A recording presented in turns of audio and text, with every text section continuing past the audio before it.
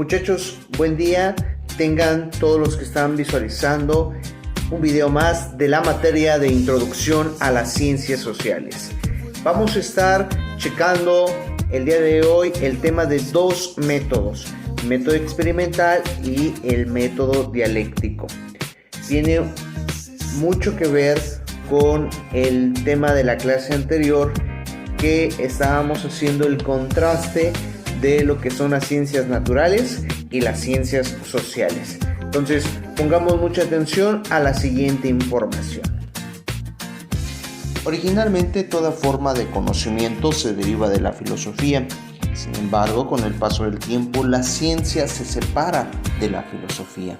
Y es en ese momento que aparecen una gran cantidad de ciencias, por lo que fue necesario hacer una clasificación de las mismas, usando como criterio de diferenciación a los aspectos metodológicos. Y es así como básicamente aparecen las llamadas ciencias naturales y las ciencias sociales, como es el día de ayer lo estábamos analizando y visualizando. Como su nombre lo indica, las ciencias naturales se dedican al estudio de los fenómenos que surgen al margen del hombre. Por lo tanto, metodológicamente van a requerir un mayor rigor científico, ya que se requiere poder predecir y controlar dichos fenómenos. Al hablar, muchachos, del método experimental, se trata de un proceso que se utiliza para investigar fenómenos, adquirir nuevos conocimientos o corregir e integrar conocimientos previos.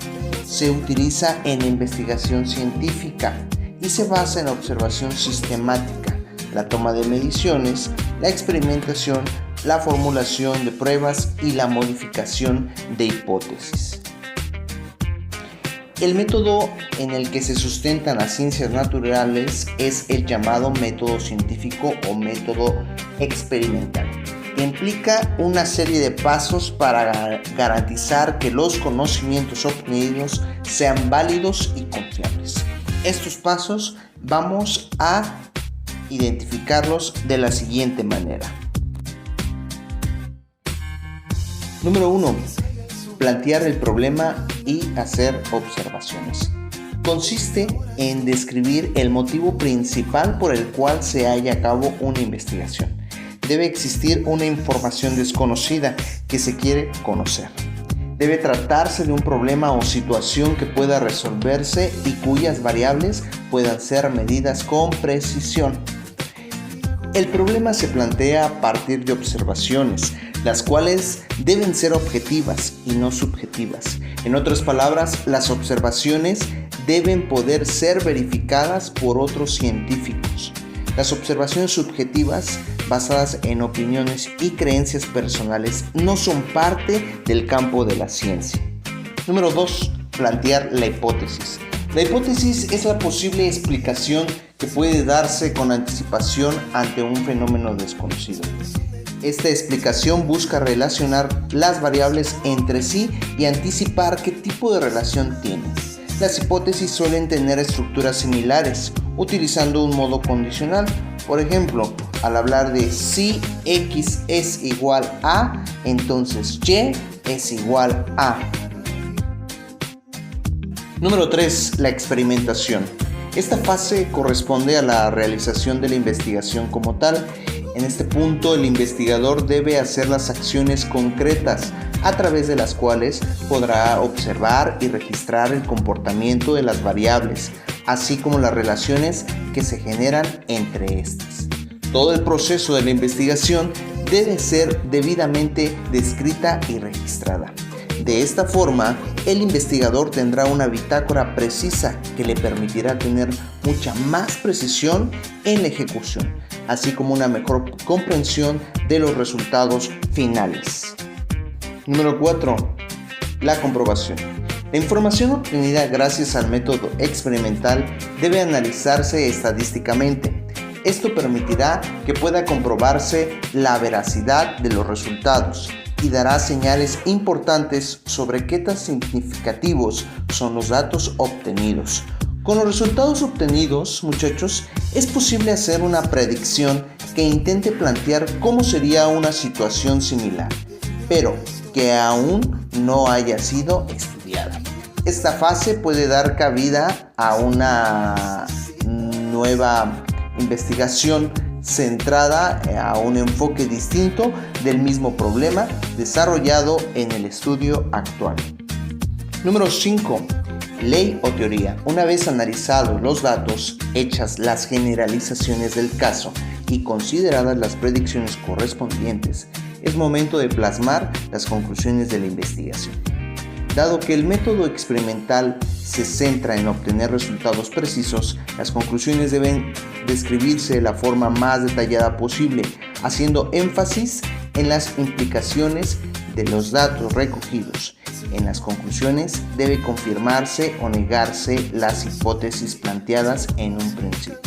Ahora, hay que especificar que la teoría es una declaración o razonamiento totalmente verdadero, verificada por medio de la experimentación y es válida para un lugar y tiempo determinado. Si la teoría se verificara como verdadera en todo tiempo y lugar, entonces es considerada como ley.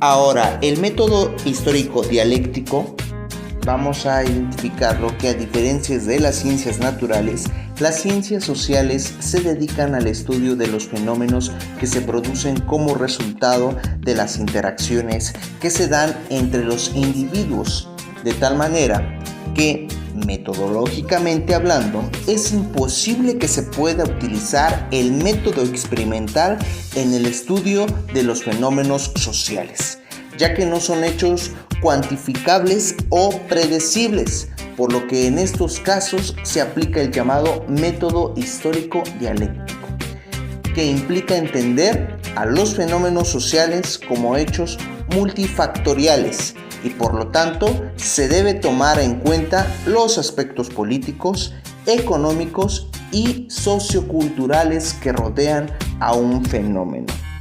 ¿Por qué se le llama método histórico dialéctico? Bueno, es histórico ¿por qué? Porque estudia la sociedad en su constante cambio, y es dialéctico porque analiza los hechos sociales buscando siempre su origen. Entonces, busca descubrir y explicar el funcionamiento de la sociedad, superar conocimiento, confrontar conclusiones e identificar lo que es un conocimiento verdadero, llevándolo a la práctica. En las ciencias sociales, muchachos, se aplican dos tipos de fases en su investigación si estamos aplicando el método histórico dialéctico. Una fase histórica que realiza la investigación y organización de los datos empíricos en orden histórico. Y la fase lógica se realiza la exposición de la investigación partiendo de una serie de categorías que tienen una validez histórica. No hay verdades ni leyes universales ni inmutables. Al hablar de inmutables es que no hay cambios. Son históricas y cambian con el paso del tiempo, es decir, con el modo de producción. Recuerda que hay que tomar nota o apunte en nuestra libreta y mandar la evidencia en la plataforma. También necesito que revises bien las actividades que vamos a estar describiendo para que ustedes puedan realizar sus trabajos ahí en casa. Pues gracias por tu atención, nos vemos en la próxima.